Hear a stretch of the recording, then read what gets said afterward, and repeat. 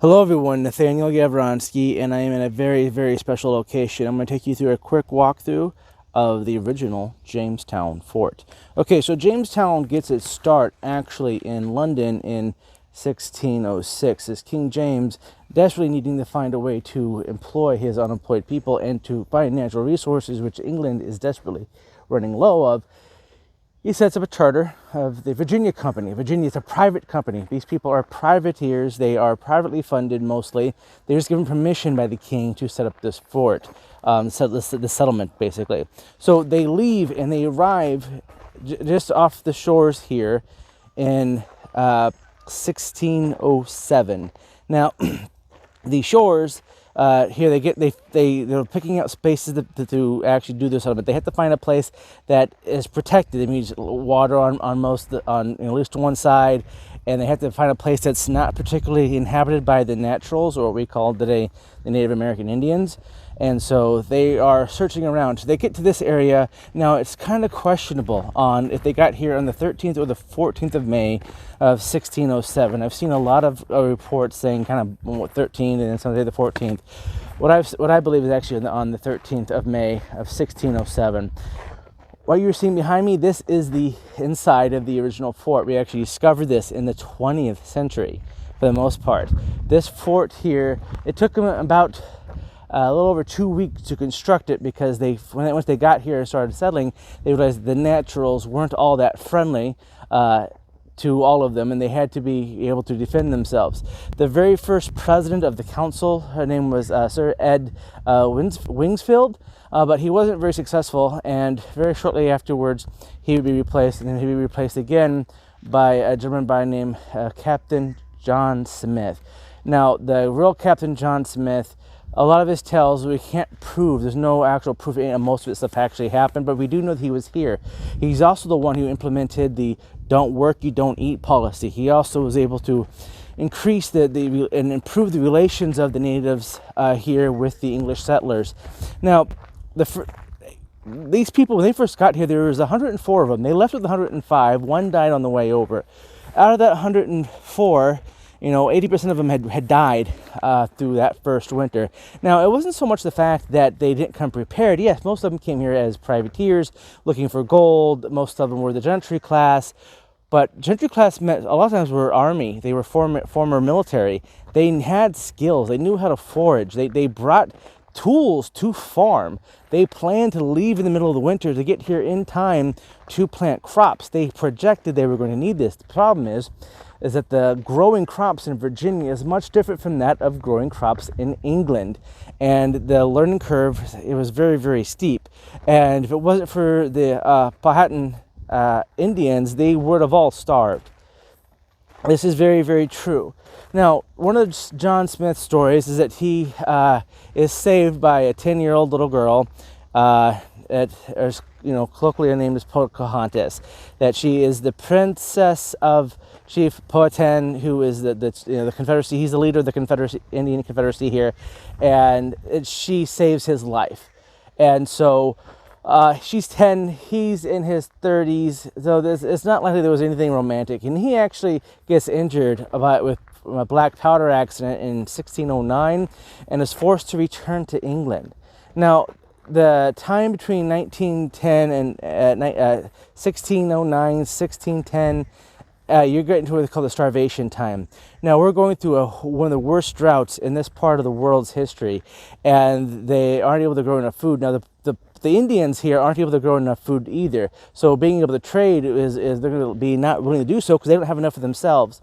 And so war breaks out several times. Also, remember, all the settlers that came here initially were men. All of them men. So a lot of the native women were attacked and by the settlers here because there were no women. Women wouldn't show up here for a few years after the settlement was started. So what you see behind me, this is actually one of the oldest churches here. This is actually where they would have their first assembly, like representative assembly, and that's also where Pocahontas would eventually get married. So the Indians are having wars with the settlers. The settlers are trying to evacuate and give up this area multiple times, but England keeps sending new recruits, new settlers to come in here every couple of years. The ships are supposed to show up, twice a year, but they don't come up on a regular schedule. Some of them get wrecked. Some of them don't show up at all.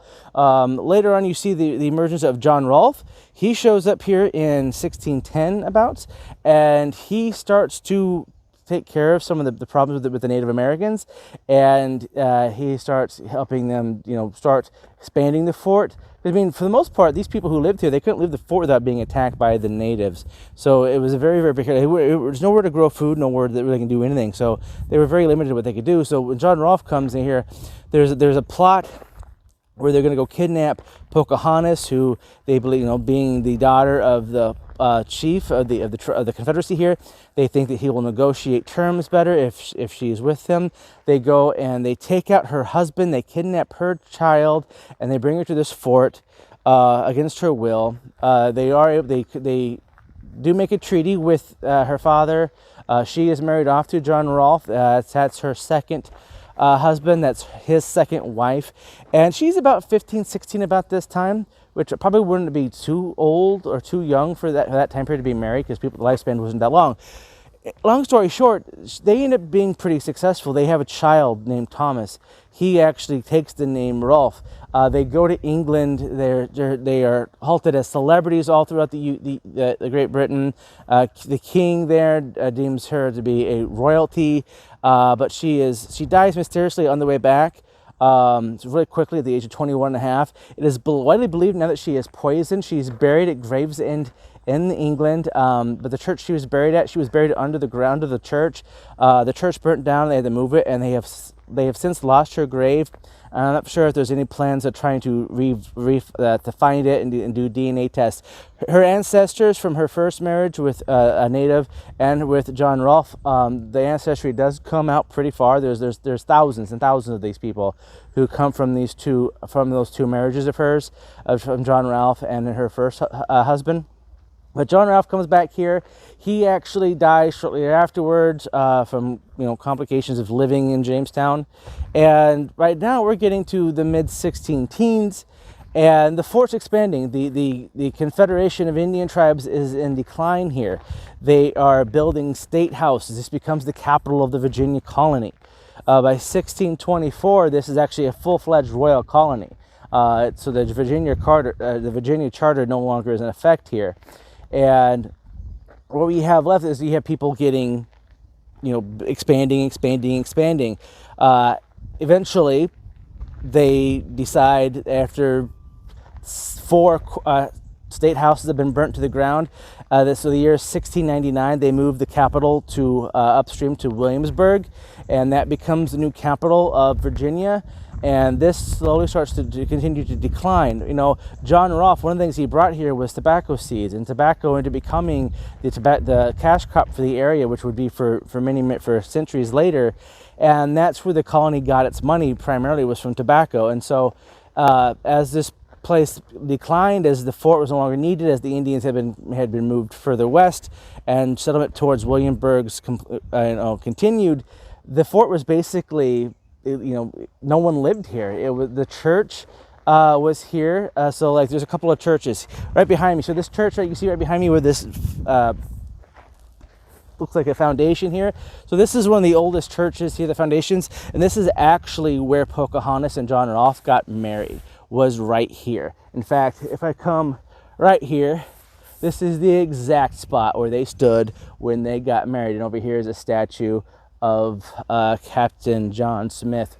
There's a duplicate statue of him over in England, and there's a statue of Pocahontas, which I'll show you, which is also a duplicate in England. But the Virginia House of Burgess also starts here. It's in this area that they start having their very first representative government, and it's June 30th, 1619, that they have their first legislative session here that brings the beginnings of representative government to North America. It is the first of its kind. The House of Burgess is from Virginia, continues from that June 30th, 1619 vote took place here. Now, also in 1619, in August of 1619, a Dutch ship arrives with a collection of people from Africa, from what is now modern-day Angola. One of the women there, his name's Angela, and she is brought here. She is the first person of African descent who was brought to North America. Initially, everyone's just an indentured servant. I mean, over half of the population was indentured servants. 46% of everyone that can trace themselves back to the Mayflower or this colonial period here were indentured servants how they arrived.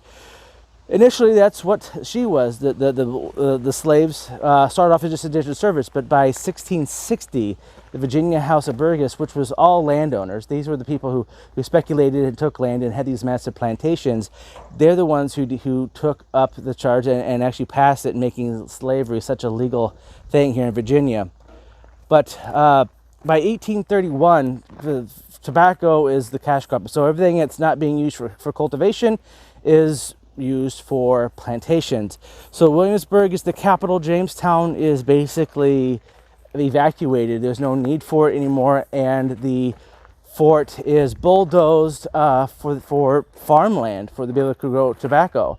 And that would be the ending of Jamestown until the late 20th century, when they decided they really want to kind of bring this back, and then they start excavating it. So in 1907, they start doing some of the bigger finds. And over here, this is Pocahontas. You can see here right behind me. So starting in 1907, they start excavating here. They find the original foundations. They find some of the graves. And some of those bodies are actually on display. The skeletons and who they believe they are here. The church still has them here. Some of the original graves. This church you see here is 1907, but that tower that actually is from the mid 1600s. So as now I'm getting ready to leave the gates. This is the gates that leaves the fort. But yeah, this is the original land. We know this was the original land. The wooden fences that you kind of saw as we were walking around. Those are where the original fence lines were. We know this from the soil, from digging through the soil. When we're excavating, we were able to find out where the original fence line is. So you see that just over my shoulder there. That fence line, we know for a fact that's where the original fence line was. And also in 1907, this big, huge monument was built, and that's to commemorate, the settlement of Jamestown here. And it's a very, very cool place. I would recommend coming here, checking it out. There's not a lot to as far as touristy attraction, as far as things to buy. There's gift shops, but they're not that elaborate. It's actually more of you're standing in the location where this happened. The real location. There's also a Confederate fort, Fort Pocahontas, from the Civil War. That's just buried. It's just on the other side of the fort they have built here. By the time of the Civil War, they didn't know that this is where Jamestown Fort was. That had been lost to history. So it's just kind of random chance that happened. But that's Jamestown. I skipped over a whole bunch because a lot of it we really don't know a whole lot. We have a lot of speculation, and a lot of it is long stories. But most of John Smith's stuff is long stories. But it's basically from May 13th, 1607, until about 1699. 1699, they built the new capital in Williamsburg, and that's pretty much the end of Jamestown. From there on out, it's just farmland until the early 20th century.